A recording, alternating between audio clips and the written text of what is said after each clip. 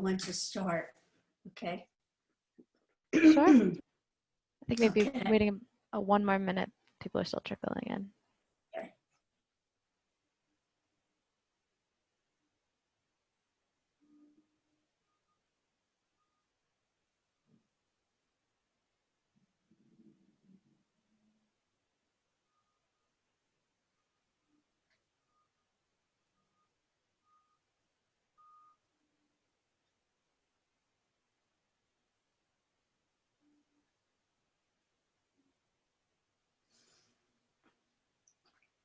Okay, so I'm going to begin. And I'm not going to ring any bells or, even though I have this beautiful bowl here, I think part of talking about embodying mindfulness is that we're always, as I was saying before, we're always in the now. And so this sound often signals a sitting meditation. But the key to being mindful is remembering that we are here. And as I say that, I'm also feeling a lot of gratitude. So I'm going to be toggling back and forth between some slides, but you'll see a slide in a little bit that expresses gratitude. What am I grateful for? I'm grateful for you being with me. And I'm also grateful for this practice, because this is a practice that actually came to me, it has to be a good 40 years ago now. I was living in Cambridge, Massachusetts, had really just moved there from Seattle, Washington, after living in New York, where I grew up. You hear a New York accent, folks. And I was just not happy.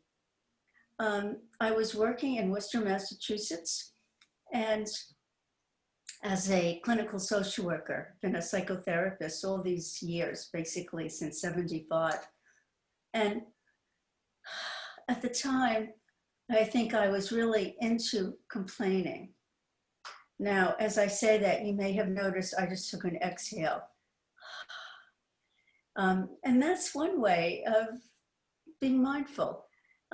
My mind didn't even say to me, Elana, slow down, exhale, but I could feel myself tightening and racing. And when I think about how unhappy I was back then, it's wonderful to take that breath and relax and release and be here with you again. So some of you may have heard this story, but I was working at a large HMO in Worcester, Massachusetts, and commuting every day from Cambridge, Mass, about 45 minutes in terms of an hour commute. And my office was small and dark and didn't feel too conducive to enlightenment, to opening, to really being present and listening deeply to people who came to me. So I heard that there was someone down the road who did yoga. And I love going outside. And I thought, well, this isn't working. Complaining, being unhappy is just not helpful. So maybe I'll try some yoga at lunchtime. And I went down there and I did some yoga. It was free. And I would come back to my office.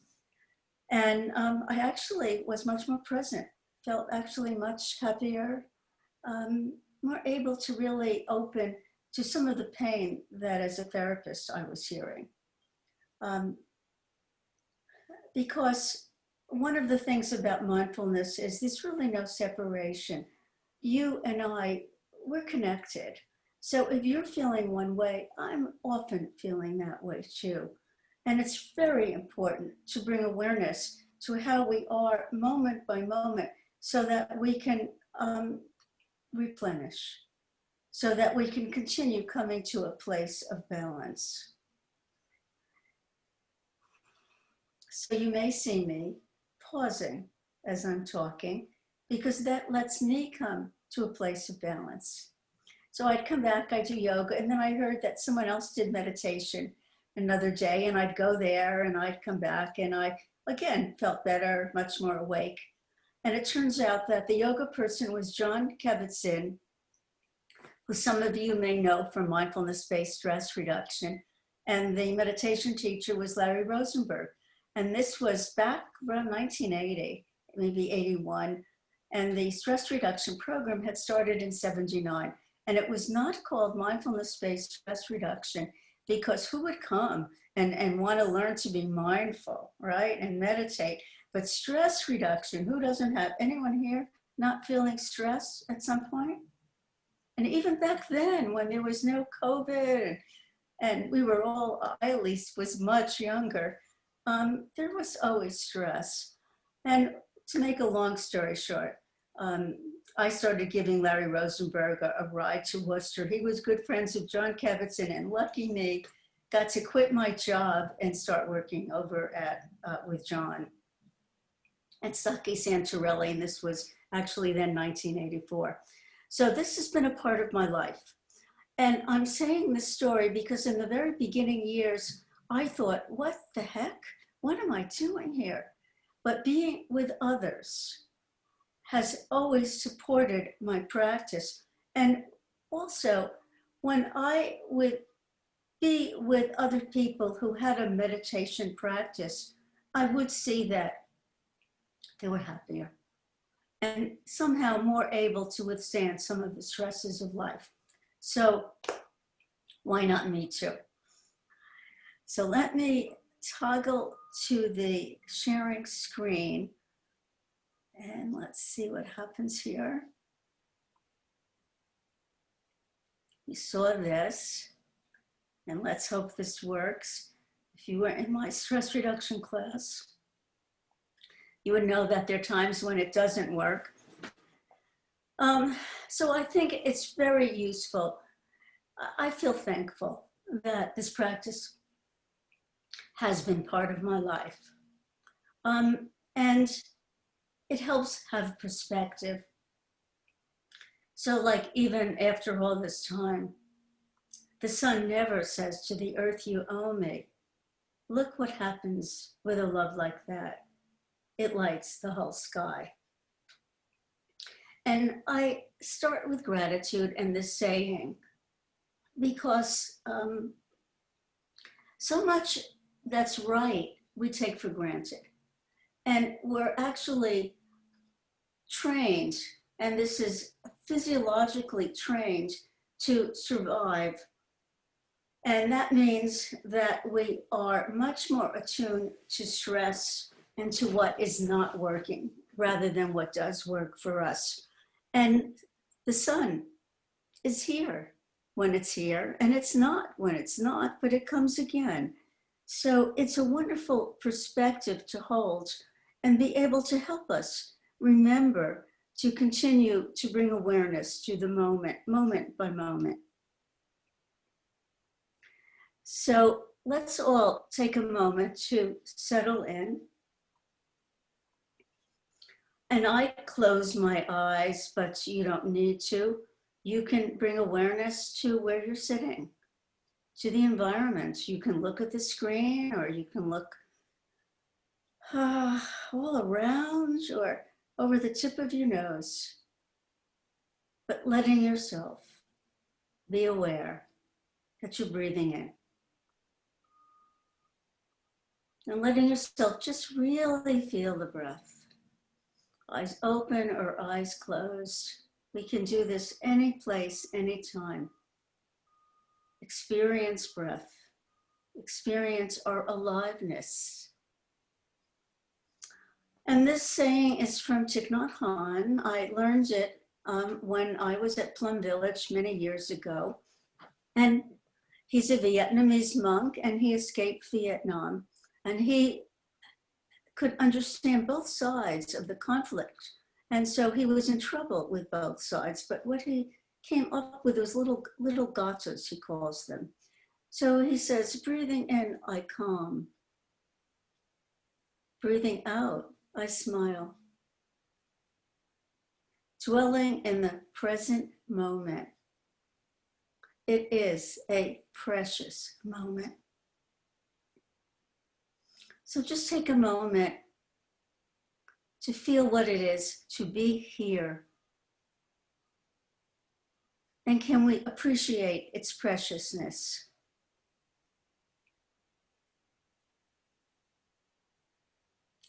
And then there are many ways to look at mindfulness and many ways to understand it. So I'm giving you the Elana Rosenbaum version, which is, of course, based on a very long tradition of Buddhism that is over 2,500 years old.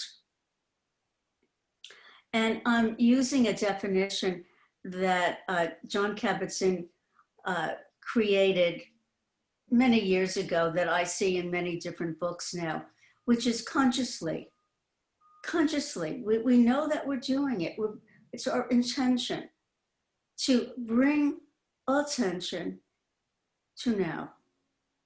And to do it, and my chest opens as I say this, to do it with awareness that's loving and kind, and noticing when we become judgmental, because we're often trained to be self-critical. So doing it with as much openness and as free of bias as is possible. And then the other thing about mindfulness is, and I'll talk about the 4 foundations of mindfulness, but just take a moment to look at what happens here.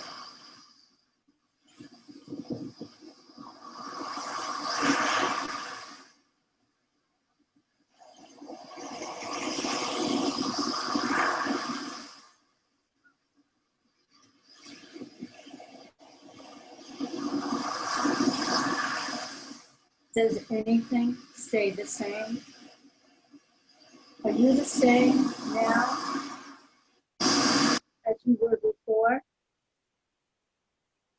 And when you watch it and when you walk around, are you able to observe and to feel and to be with kindness, with compassion, with caring? I feel very grateful to be here at the Center for Mindfulness and Compassion. It's people here, I feel, live what is being taught. There's compassion for the community of all of us who are working here, and all of you and all of us who receive and take some of the programs. And that includes me. So let's pause. I had the pleasure of doing a PowerPoint. I love sort of reflecting and seeing what is it that can be somewhat inspirational, that gives a sense of bigness, more than just the little old me who's talking to you, but allows us to see that the world is immense, ever-changing, always present right now anyway, and needs also to be cared for.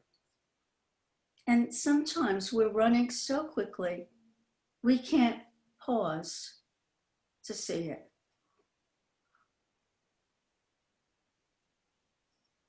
So, what are the 4 foundations? And I know you know this, but we're talking about embodying it. So as I speak, what is your body feeling right now? And I thought perhaps we could stop for just a few minutes, and I'm going to stop the share and look at you and do a short body scan.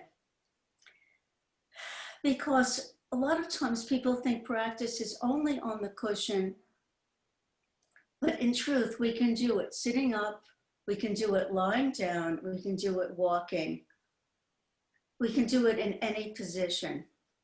But let's take a moment right now, and if you want to, you can close your eyes, but you don't need to. Though I would have a soft gaze, perhaps looking down so we can go inward. I'm just taking some moments to feel your feet. If ever there's a moment when there's a lot of anxiety, so helpful to feel yourself grounded, to feel your feet connected to the earth.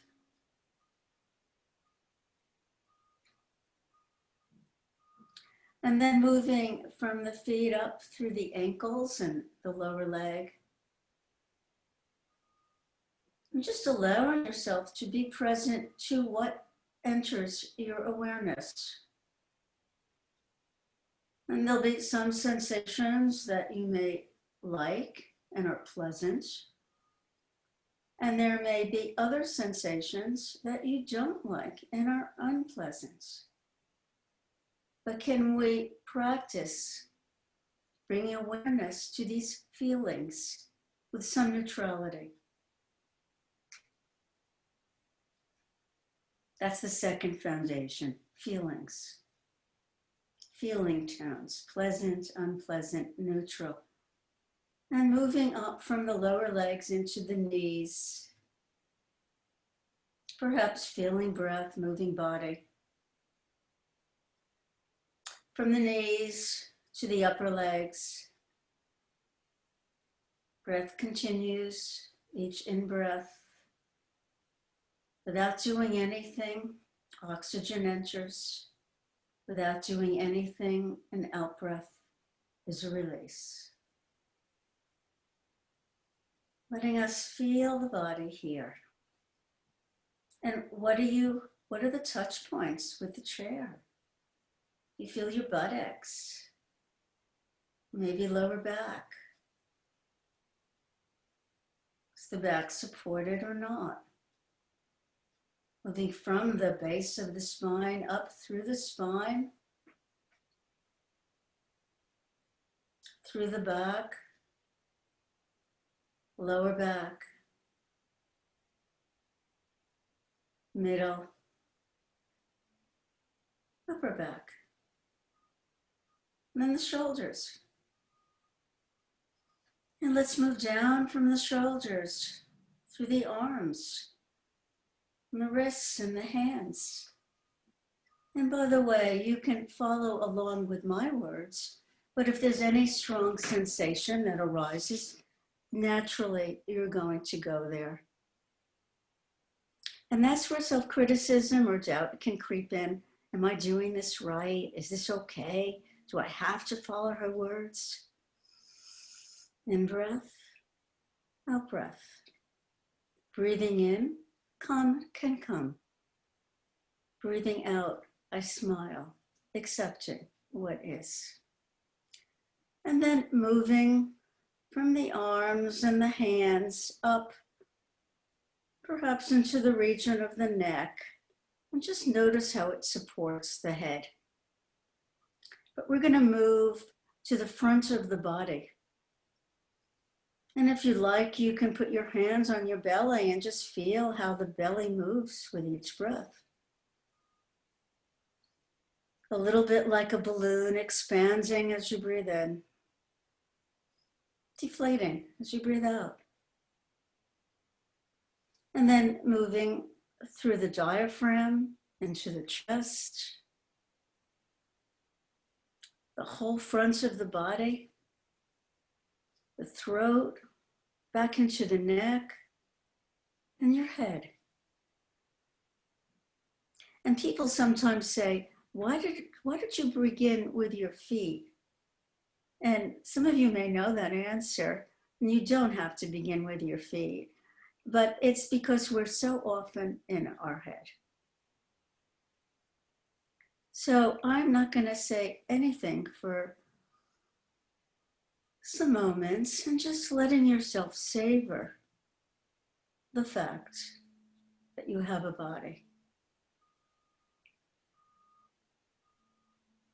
that you are breathing. And what is that like?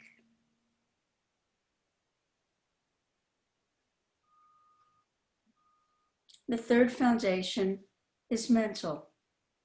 Are you noticing any thoughts right now as I'm speaking? Eyes open or eyes closed? Can you befriend these thoughts? Thoughts are conditioned. Some people refer to monkey mind because who knows where the thoughts come from. Different stimuli from outside and inside. In breath, I'm here. Out breath, we're here together. And then if you choose to, I'm gonna toggle back to my screen, and you could look or not look. Sometimes if you're staring at a screen for too long, it can be so wonderful to just look up and out a window or around the room. So contemplation of the body.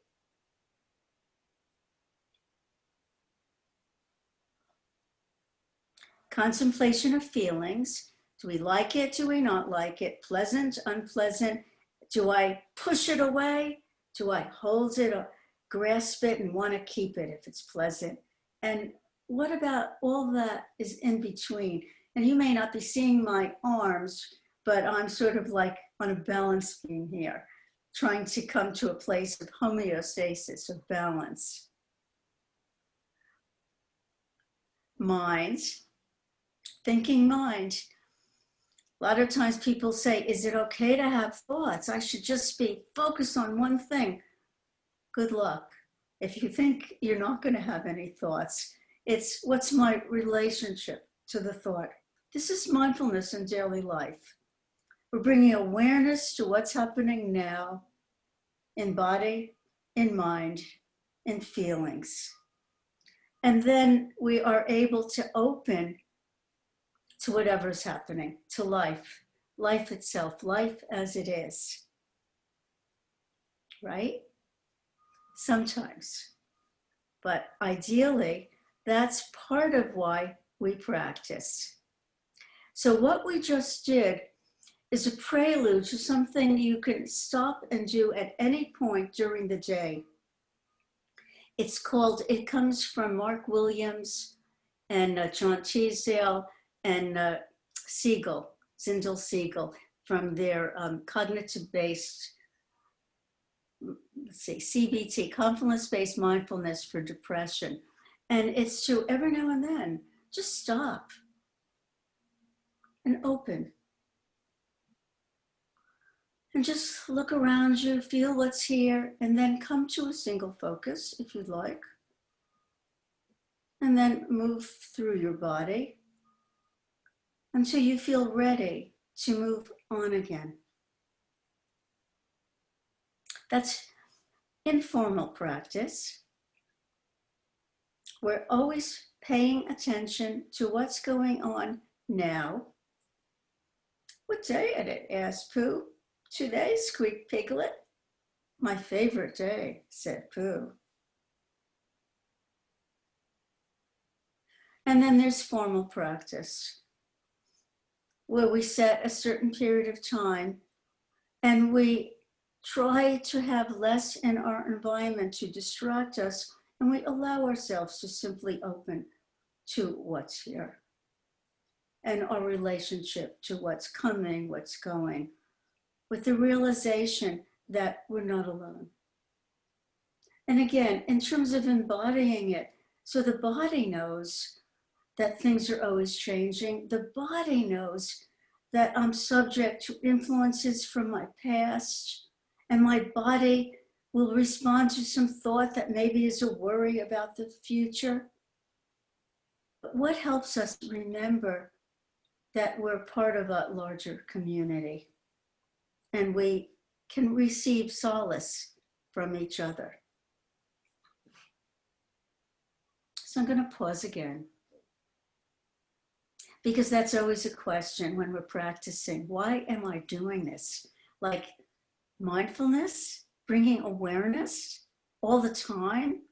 You know, maybe it's okay for an hour or two, but holy smoke, a whole weekend, a whole day? Stop. Take that breath, open, observes, and then we proceed. So I'm going to pause again and ask you, I want to look at all of us here.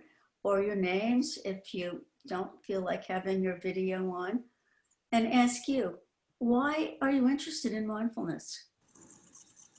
Why practice? And if someone would like to share one or two statements, I'd love to hear it. Why are you here? What's important to you about practice? What makes it alive for you? And by the way, it doesn't have to be grim. If you can just, suppose you can put your hand up so I can see you, or you could go to reactions and do an electronic hand. I see Janine and Yeah. Clary. Yes. Janine first, go ahead. So for me, it brings me balance. It allows me to be in tune with who I am. And it really has helped me to discover my triggers. And instead of reacting to them, responding to them. So oftentimes I do use that stop method. It's almost as though I'm looking at myself across the room, and when a situation or somebody triggers me, and they're my triggers, it's not their triggers, it's my triggers. I now have this internal conversation with myself.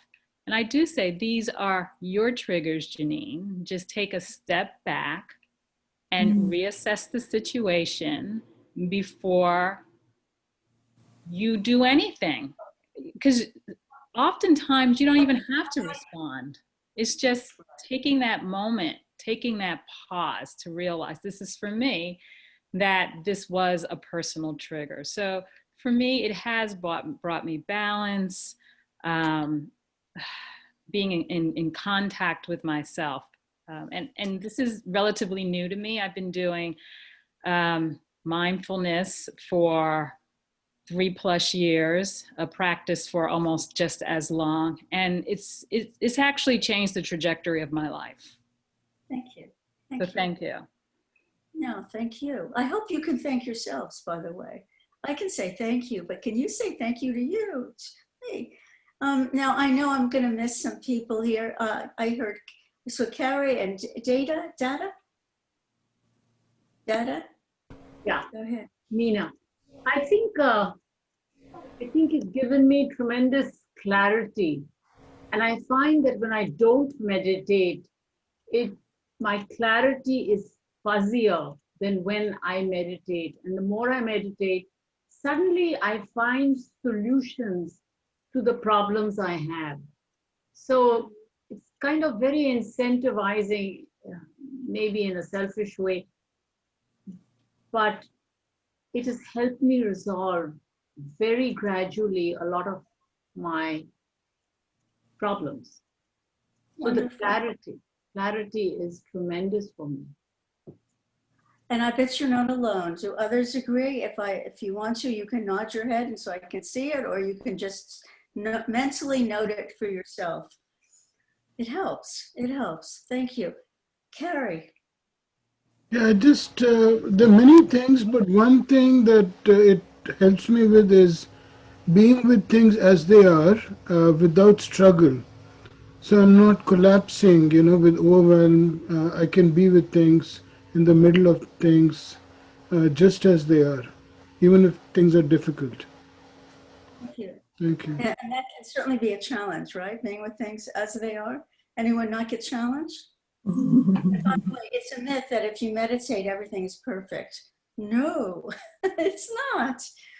And that can cause so much suffering if we have an expectation, an idea of how we want things to be, as opposed to, this is what I'm experiencing now. A friend of mine says when she sits to informal practice, or even throughout the day, she'll say to herself, allow, accept. And then her other words, her mantra to herself is, let go, let be. And the way she says it is with some humor and some love, as opposed to stop it. Acknowledging, allowing, letting it be. And then we can move on and refocus. And that's the pause. This is why I actually love this subject, making practice practical, because we're not going to keep doing it unless we do find some benefit from it. So forgive me if for those I haven't called on, I really would love a longer time to be with all of you. So you're going to have to come to the community sets, folks. Let's see. Go back to this, share screen again. This, by the way, is a stretch for me. And I always breathe my way through the technology. But it's why practice. And I thought, rather than just words saying how it can really perk us up and let us live life fully, this is my niece and her daughter. And you can tell, I think, they're like, who knows what's going to be, but they're open to it. They're in the world. Why practice?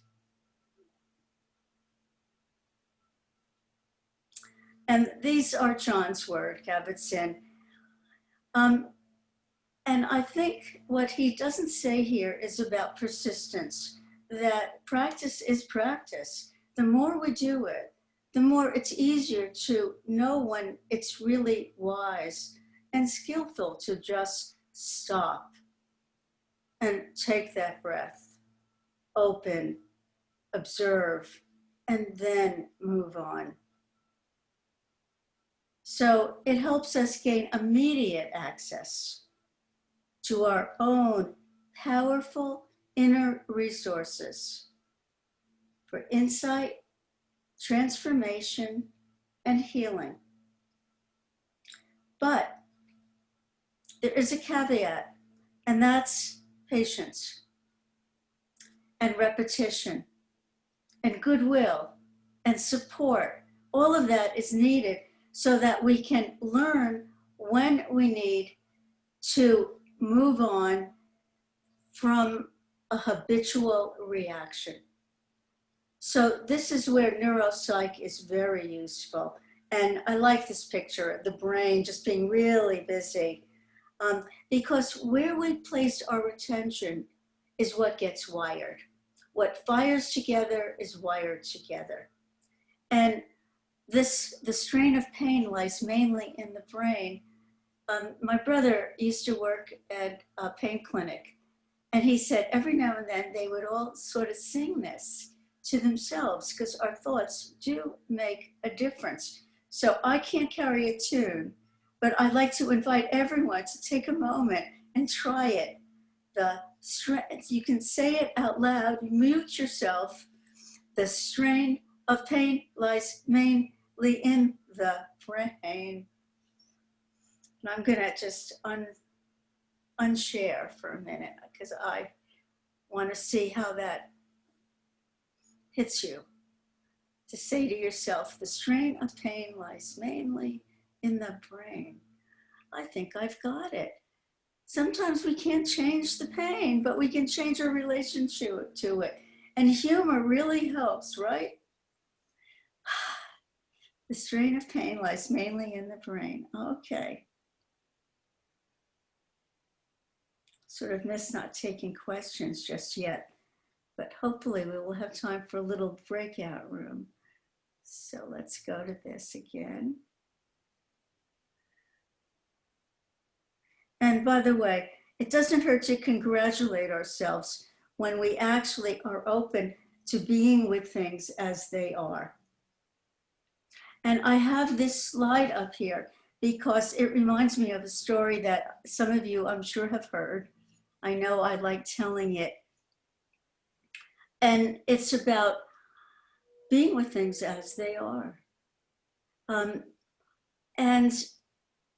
our set of assumptions about what's good and what's bad.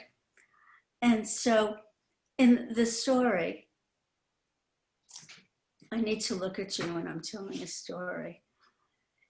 I also need to take a breath.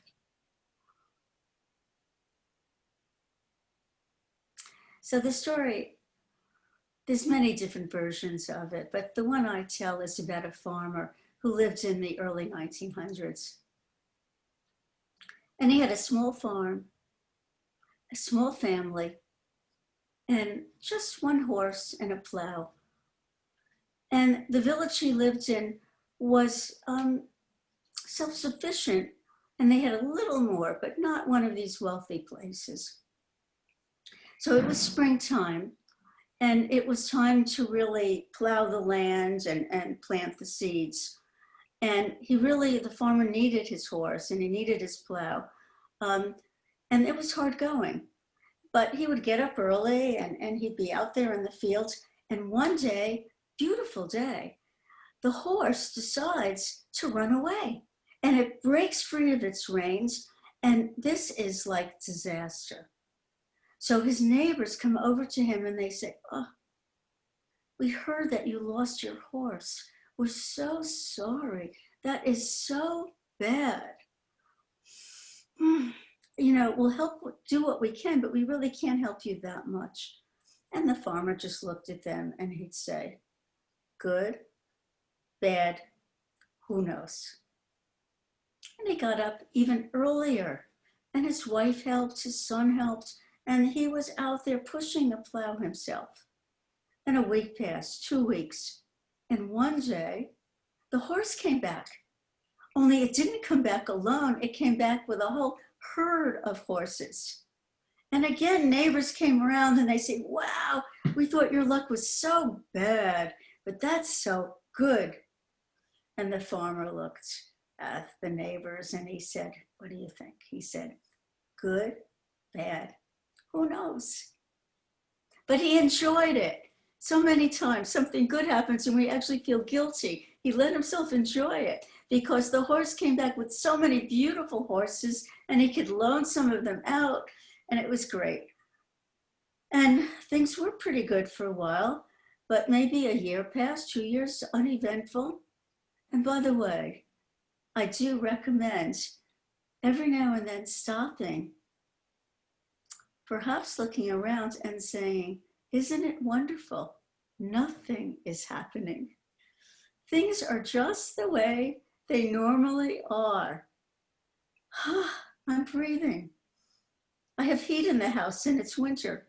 You know, how wonderful." So anyway, so things were good for a while there. And the son was grooming this beautiful horse and the horse kicked him and the boy broke his leg. And again, people came by and said how sorry they were because this could be tragic. And again, the farmer looks at them and he says, "Good, bad, who knows?" And so I tell that story because who here, and don't answer it now, but you might want to reflect on this during the day, has had something that you thought was just terrible happen that turned out to be good? And this is sometimes the place where I'll talk about getting cancer after I've been teaching for about 12 years, teaching, being a psychotherapist, teaching, bringing mindfulness into my work with individuals and families, and also teaching mindfulness-based stress reduction. And I was diagnosed with non-Hodgkin's lymphoma. And that's bad, right? It's never good. On the other hand, it allowed me, I think, to appreciate how lucky I am to live in this country with good medical care and people who loved me and could support me. And it's taught me gratitude in a way that I think maybe I might not ever have fully been able to appreciate the riches in my life that I have. Maybe if I hadn't gotten so sick. And now I can feel thankful because I'm well. But good, bad, who knows? What does it mean to be well? Can we be well even when we're sick? And to me, that's always a challenge. And that's one of the reasons to practice. Why practice? Because we have a short life. Even if we live to 110, that's not that long. How are we using it? And mindfulness allows us to use our time wisely, with humor, with love, with support, and make mistakes. So that when we make a mistake, it is not the end of the world. We can acknowledge it, we can learn from it, and move on. And I don't recommend getting sick to learn this. much better if you can appreciate things now, and each moment is a precious moment. Treasure it now.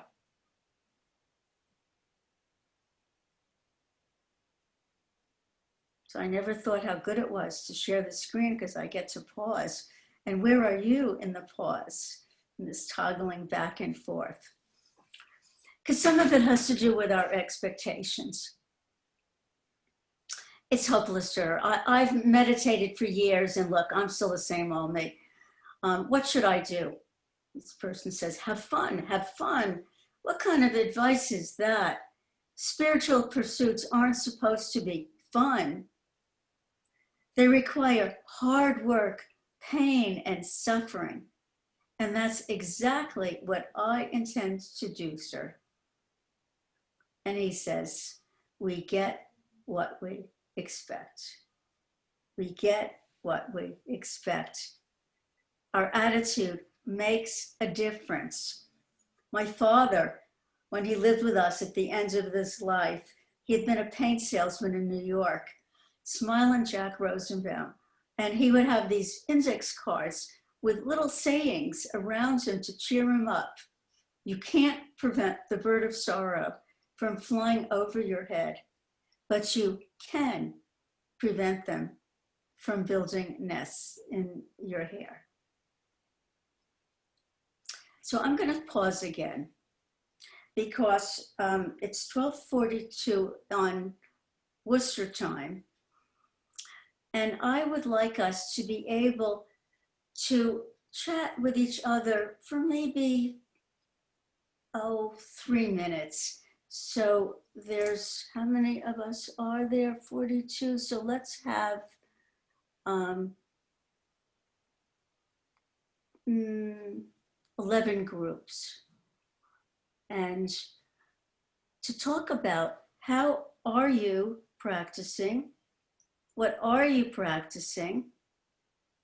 And what allows you to take that pause? And then pause again. And maybe put out there, what would you like for yourself? What would you like practice to be for you? What would you like to be embodying? Let's, I think, lead with that one. So Lydia, is it okay to do the breakout rooms? And talk about, start with, what would you, how are you using practice, and what's your deep desire for yourself? What does it mean to live fully? And we'll come back.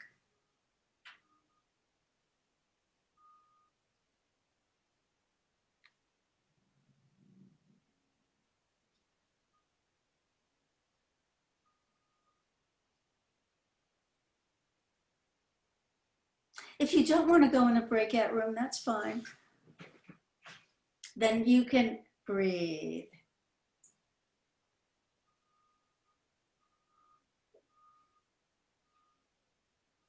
We can all be here breathing together.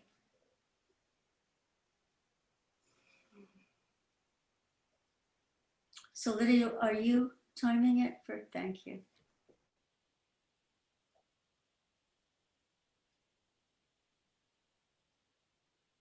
We can sit together. So breathing in, letting calm come. Breathing out, allowing that smile. Dwelling in the present moment. Knowing we are here. Feeling breath moving in and moving out.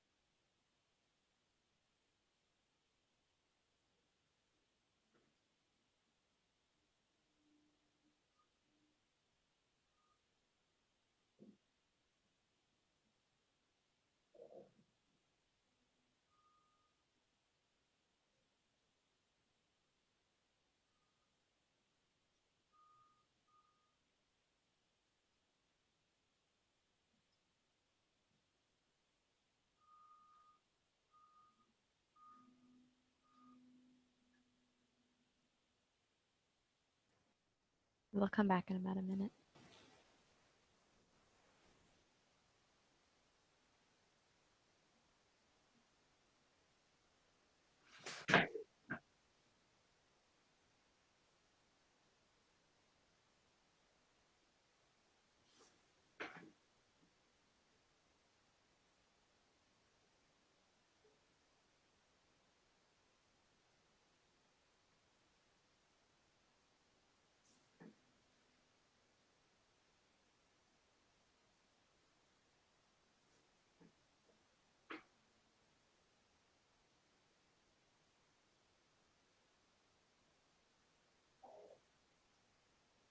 Nice to see your face, Dimitra.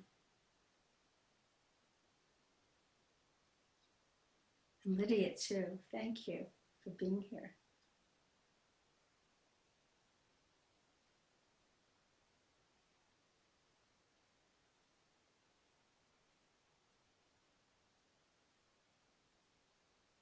And Victoria and Bart and Penny and Mary.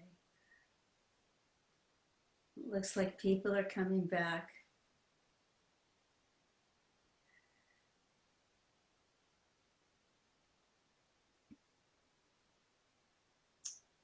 I hope this has been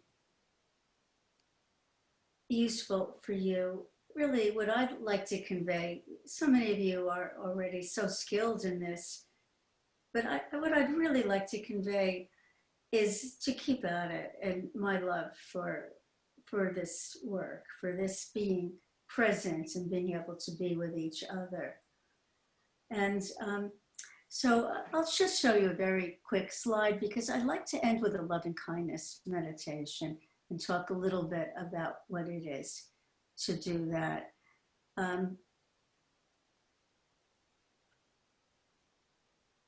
We'll start here. I just want to say that mindfulness isn't only about thought or feelings or body, but it's cultivating a certain way of life that includes generosity. That knowing difference between right and wrong, what is ethical. You can't be mindful and not be ethical. And that can go with little things, examples not coming to mind now, but not taking the towel from the bathroom, whatever, if you're in a hotel. Certainly helps with concentration. It does require effort and discipline and a lot of patience. So we're cultivating that. So each time there's a realization that we have lost it and we're returning to the present moment and moving on, we're cultivating a mindful way of life. So when I was really sick, I took out my watercolors and I jotted down little things to help me cope. And in quieting down, just words that were helpful would come to me. So I encourage everyone to have your own mantra, your own little slogans. Breathing in, calming. I rest in the moment. Breathing out, releasing. I trust. Residing in love, I am free. And being here now, I am well. So we're going to, and nothing happens next, folks. This is it. So allow yourself to be comfortable, to take some moments to send appreciation to the fact that you took the time to be here. So allowing yourself to appreciate your own being. And then if you want to, sometimes it's easier to begin by breathing in and out words of love and caring to someone dear to us. and hold that person in your heart, mind, perhaps even putting your hand over your heart and wishing them well, for safety, for peace, for balance, health and happiness, using your words, maybe just a sense of well-being. And then as you can give to someone dear to you, letting yourself also receive. And just feeling what it is to allow yourself to be bathed in a sense of love and kindness. Or even when you're feeling insecure and you can't access that sense of love, you can somehow find something that is supportive, maybe just the air around us, maybe a certain color or a smile, but letting ourselves appreciate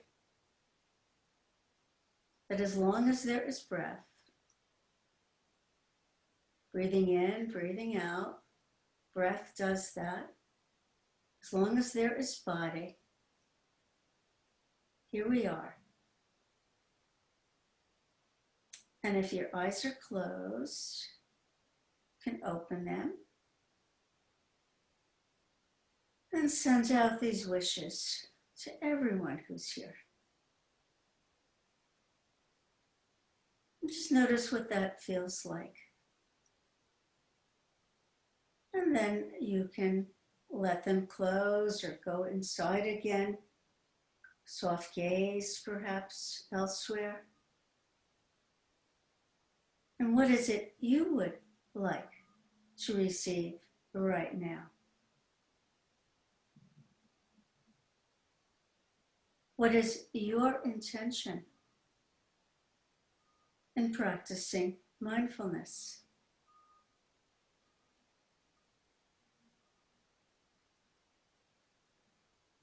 And may you rejoice in your own being.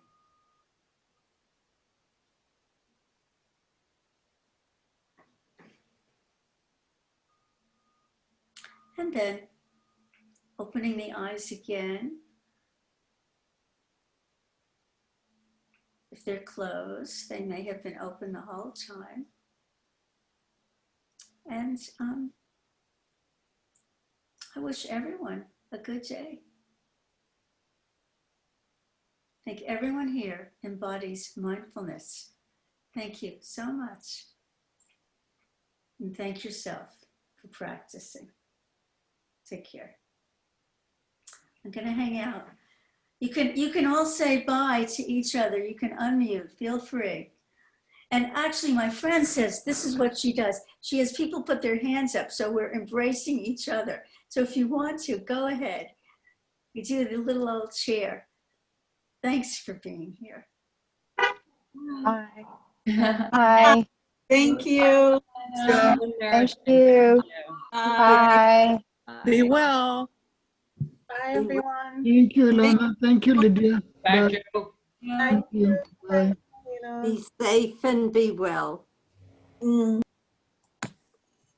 Thanks, Elana. Pleasure. Oh, it's so nice to see you, Jane. Oh, it's always a pleasure to see you too, and to see you're thriving. Wonderful. What a gift. And to remember the pause. I think that's my best friend, pause. And also persevere.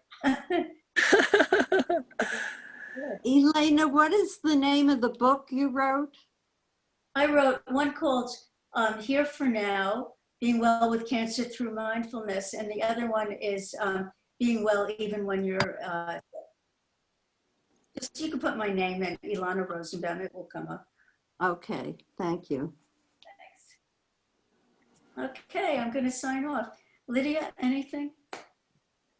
Just No. thank you. Yeah, Thanks thank for you help. so much. Thank you. Thank you, Lydia. Thank you too.